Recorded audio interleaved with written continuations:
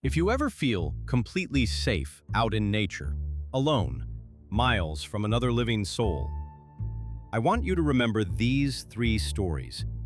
Because in every single one of them, the person telling it thought the exact same thing. No one else is out here. And in every single one, they were wrong. Someone was already watching. Someone had already found them. By the end of this video, you're going to hear about a man who appeared out of total darkness and sat down at a stranger's fire like he belonged there. A fire lookout tower with no locks on the door. And a visitor who kept coming back every single night. And a black truck that followed a solo traveler for hundreds of miles down one of the most isolated highways in North America. Stick around, because story number 3 gets genuinely terrifying.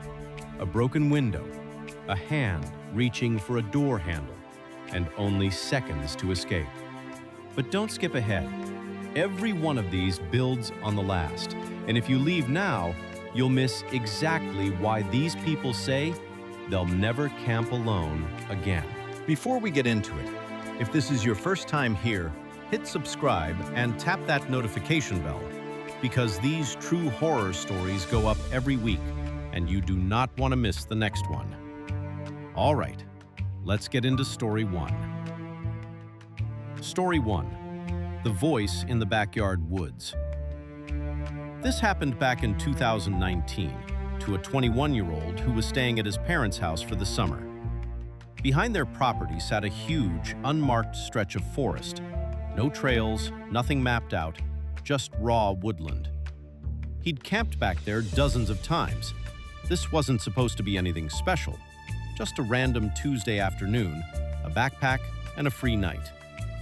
He told his parents where he'd be, left around 4 in the afternoon, and after an hour of walking, found a clearing that felt right. Tent up, small fire going, sun dipping behind the tree line. It was shaping up to be a perfect, quiet night. Then the woods spoke back. Just as the sun touched the top of the trees, he heard it. A man's voice, muttering, talking to someone maybe. But it didn't come from one direction. It seemed to bend and echo through the trees, like it was bouncing off of something, impossible to pin down. And remember, there were no trails out here. Running into a stranger should have been almost statistically impossible. He figured whoever it was would just pass by. Except the voice didn't stop. 5 minutes went by, then more. Whoever it was staying close, on purpose. So he did the thing you're never supposed to do when your gut is already screaming at you. He called out, "Hello?" The voice cut off before he even finished the word. Total silence. He called out again. Nothing. That silence was worse than the voice had been. With the light fading fast, he made a decision. Pack it in. Move somewhere else. Don't let this ruin the trip.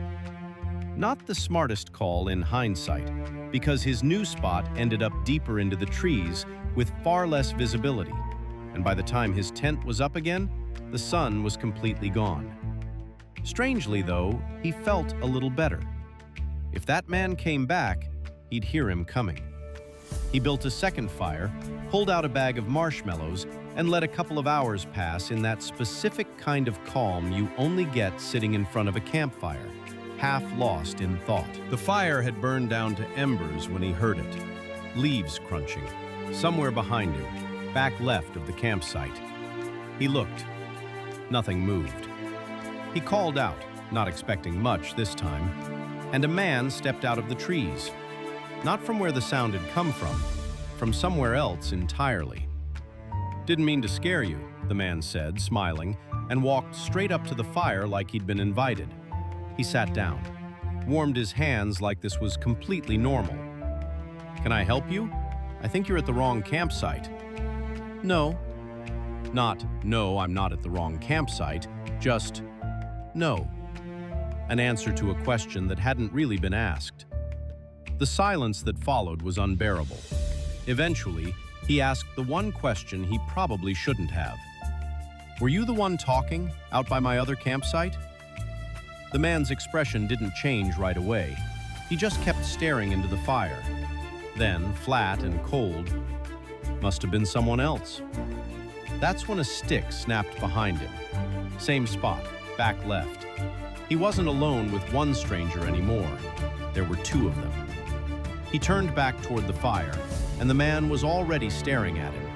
Not smiling, not angry, just empty. A look he says he still can't fully describe, only that it told him everything he needed to know. He ran, full sprint, into total darkness, forest he barely knew anymore. One man shouting something furious behind him, footsteps pounding after him for a stretch before finally fading out. He made it back to his parents' house. Police were called. The next morning, he led officers back to the campsite. Everything was gone, not a trace, which meant either those men were simple thieves or they'd planned to come back for him, and something interrupted them. He never set foot in those woods again. If a story like this makes your skin crawl a little, drop a comment below telling us which part got to you the most. I read every single one. And if you haven't already, now's a good time to hit that like button. It genuinely helps this channel keep telling these stories. Let's move to story 2, because this next one is even more unsettling. Story 2, the Fire Lookout Tower. Old fire lookout stations are scattered through some of the most remote wilderness in the country. Relics from the 1950s, originally built for spotting wildfires, now rented out to hikers who want total isolation. That's exactly what this backpacker was chasing when he booked the most remote one he could find.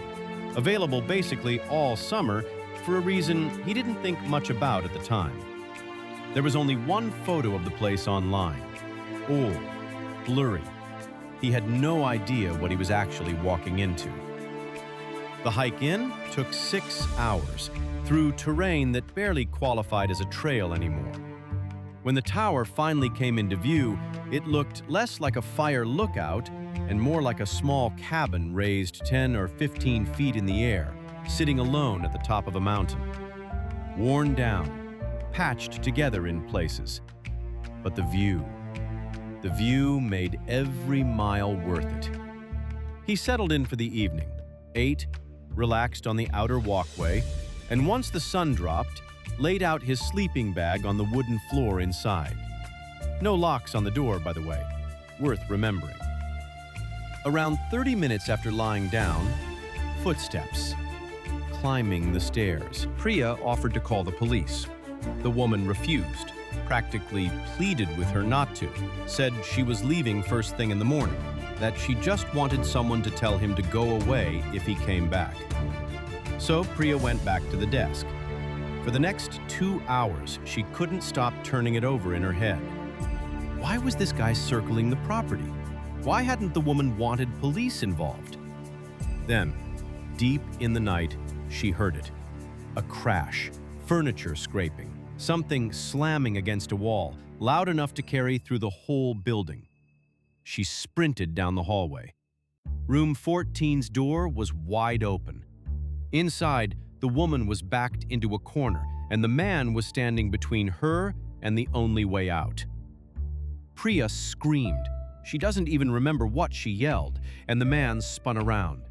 His eyes were bloodshot, his whole face twisted with rage. For one terrifying second, she thought he was going to come at her. Instead, he shoved past her, ran out into the parking lot, and disappeared into the tree line across the highway. The woman was shaken, but unharmed. Priya called 911 the moment she got back to the office. It turned out the man had circled around to the front office earlier while Priya was checking on the woman and taken a spare key right off the pegboard. And here's the part that really got under Priya's skin. The woman had lied to her. She knew the man. He was her ex-husband, and she'd been running from him for weeks. She hadn't wanted the police involved because she was terrified of how he'd react if things escalated. Priya kept the job a few more months, but she says every overnight shift after that one, she couldn't shake the feeling that something, or someone, was standing just outside in the dark, waiting. Story 3. The Manager Who Erased Me. Our last story is the one that gets brought up the most in the comments, and honestly, once you hear it, you'll understand why. This happened to a woman named Sabrina, 24 years old, who just relocated to a small town to be closer to family. Money was tight, so she wasn't picky about job hunting. One of the first listings she found was for a small, independently owned grocery store, the kind of place with no chain name, no corporate branding, just a name on a sign that had clearly been there for decades. She applied, and within hours got a call from the owner, a man who introduced himself as Walter. No interview, no background check. He just told her she was hired, on the spot, for the night stocking shift. It was strange how easy it was, but she needed the paycheck, so she didn't question it. Her first shift started 3 days later. She showed up at 9:30 p.m., half an hour after the store had closed to the public. The parking lot was empty. Every light inside looked off except for a dim glow near the front entrance where Walter was already standing, watching her walk up before she even reached the door. Walter was a big guy, tall, broad-shouldered, buzz-cut, thick beard. He smiled the entire time he greeted her, a smile that didn't seem to match the rest of his face at all. He led her straight to a back office to fill out paperwork, and as they walked, she noticed the aisles were dirty, disorganized, nothing like a normal store, more like a place that hadn't seen a real customer in a long time. While she filled out forms, Walter made small talk. Except the questions kept veering somewhere uncomfortable. Did she live alone? Did anyone drive her here tonight? Was someone expecting her to be picked up later? She gave vague answers, brushing it off as just a chatty new boss. But that smile never wavered, and it was starting to feel less like friendliness and more like a mask. If you've ever had a manager give you a bad feeling on your very first shift, comment below, because Sabrina's story is about to explain exactly why you should trust that feeling every single time. Eventually, she left her bag, phone, wallet, keys, in the office and got to work stocking a few aisles Walter had set up for her. For the first hour, it was uneventful. Then, she started noticing him, standing at the far end of the aisle, watching, not walking by, standing there still for whole minutes at a time, and the second she looked up, he'd vanish around the corner without a word. By 2 a.m., she was on edge. That's when Walter approached again, that same unnatural smile stretched across his face, and suggested they take their break together. He led her to a heavy metal door at the back of the building that opened onto a small employee lot. There was one car parked there. The moment they stepped outside, that car's headlights flicked on and it pulled away. Walter lit a cigarette and leaned against the wall, saying nothing. Sabrina stood there, painfully aware of him staring at her sideways while pretending to look at the tree line. It was the most uncomfortable silence of her life. Then, the same car came back around the building, except this time it didn't leave. It slowed and pulled directly in front of them, engine idling. Sabrina looked at Walter, waiting for him to react. He didn't. He just stared straight ahead with this flat, cold expression, like none of this was unusual at all. That was enough. Before the car even fully stopped, she was already moving, back through the metal door, through the warehouse, straight for the office to grab her bag and get out. When she got there, everything was gone. Her bag, her keys, her jacket, like she'd never even set foot in that office. She heard footsteps coming from multiple directions through the store, so she didn't stop to think. She ran straight out the front doors and didn't stop running until she reached a gas station down the road, where she had them call the police. When officers searched the store, they found her bag, keys, and jacket back in the office, exactly where she'd originally left them. Walter denied any car had ever pulled up, and when police reviewed the store's security footage, every camera had been recording that night, except the one covering the back lot. Nothing could ever be proven. The case went nowhere.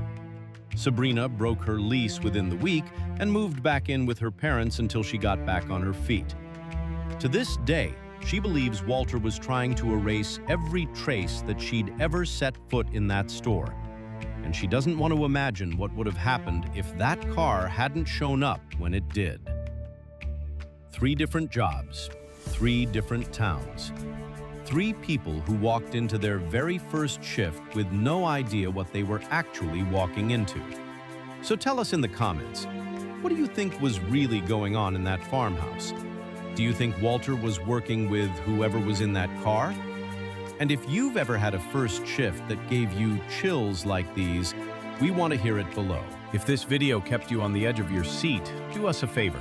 Hit like, subscribe, and share this with someone who needs to hear it before their next night shift.